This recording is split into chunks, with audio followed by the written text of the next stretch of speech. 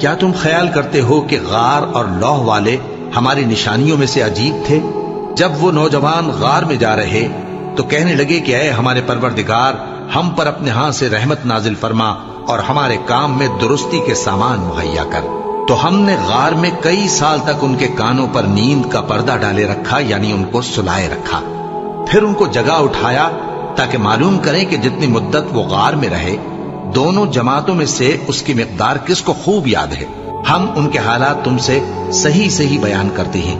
وہ کئی نوجوان تھے جو اپنے پروردگار پر ایمان لائے تھے، اور ہم نے ان کو اور زیادہ ہدایت دی تھی اور ان کے دلوں کو مربوط یعنی مضبوط کر دیا۔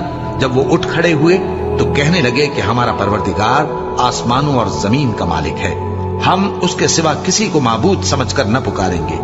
اگر ایسا کیا تو اس وقت ہم نے بے عقلی کی بات کی۔ ان ہماری قوم کے لوگوں نے اس کے سوا اور معبود بنا رکھے ہیں، بھلا یہ ان کے معبود ہونے پر کوئی کھلی دلیل کیوں نہیں لاتے؟ تو اس سے زیادہ کون ظالم ہے جو اللہ پر جھوٹ باندھے؟ اور جب تم نے ان مشرکوں سے اور جن کی یہ اللہ کے سوا عبادت کرتے ہیں ان سے کنارہ کر لیا ہے تو غار میں چل رہو، تمہارا پروردگار تمہارے لیے اپنی رحمت وسیع کر دے گا اور تمہارے کاموں میں آسانی کے سامان مہیا کرے گا۔ اور جب سورج نکلے تو تم دیکھو کہ دھوپ ان کے غار سے داہنی طرف سمٹ جائے، اور جب غروب ہو تو ان سے بائیں طرف کترا جائے، اور وہ اس غار کے کشادہ حصے میں تھے۔ یہ اللہ کی نشانیوں میں سے ہیں، جس کو اللہ ہدایت دے وہ ہدایت یاب ہے، اور جس کو گمراہ رہنے دے تو تم اس کے لیے کوئی دوست راہ بتانے والا نہ پاؤ گے۔ اور تم ان کے متعلق خیال کرو کہ وہ جاگ رہے ہیں حالانکہ وہ سوتے ہیں، اور ہم ان کو دائیں اور بائیں کروٹ بدلاتے تھے، اور ان کا کتا چوکھٹ پر دونوں ہاتھ پھیلائے ہوئے تھا۔ اگر تم ان کو جھانک کر دیکھتے تو پیٹ پھیر کر بھاگ جاتے اور ان سے دہشت میں آ جاتے۔ اور اسی طرح ہم نے ان کو اٹھایا تاکہ آپس میں ایک دوسرے سے دریافت کریں۔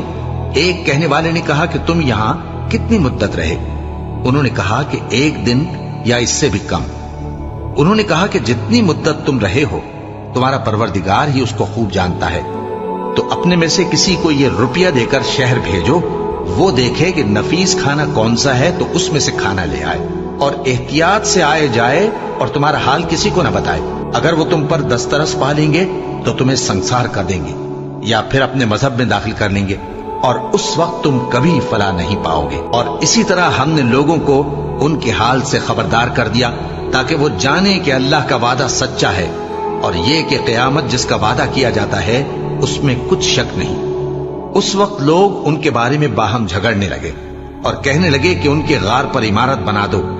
ان کا پروردگار ان کے حال سے خوب واقف ہے۔ جو لوگ ان کے معاملے میں غلبہ رکھتے تھے وہ کہنے لگے کہ ہم ان کے غار پر مسجد بنائیں گے۔ بعض لوگ اٹکل پچو کہیں گے کہ وہ 3 تھے اور چوتھا ان کا کتا تھا، اور بعض کہیں گے کہ وہ 5 تھے اور چھٹا ان کا کتا تھا، اور بعض کہیں گے کہ وہ 7 تھے اور 8واں ان کا کتا تھا۔ کہہ دو کہ میرا پروردگار ہی ان کے شمار سے خوب واقف ہے، ان کو جانتے بھی ہیں تو تھوڑے ہی لوگ جانتے ہیں۔ تو تم ان کے معاملے میں بحث نہ کرنا مگر سرسری سی بحث، اور نہ ان کے بارے میں ان میں سے کسی سے کچھ دریافت ہی کرنا، اور کسی کام کی نسبت نہ کہنا کہ میں اسے کل کر دوں گا، مگر انشاءاللہ کہہ کر یعنی اگر اللہ چاہے تو کر دوں گا۔ اور جب اللہ کا نام لینا بھول جاؤ تو یاد آنے پر لے لو، اور کہہ دو کہ امید ہے کہ میرا پروردگار مجھے اس سے بھی زیادہ ہدایت کی باتیں بتائے۔ اور اصحاب کہف اپنے غار میں 9 پر 300 سال رہے۔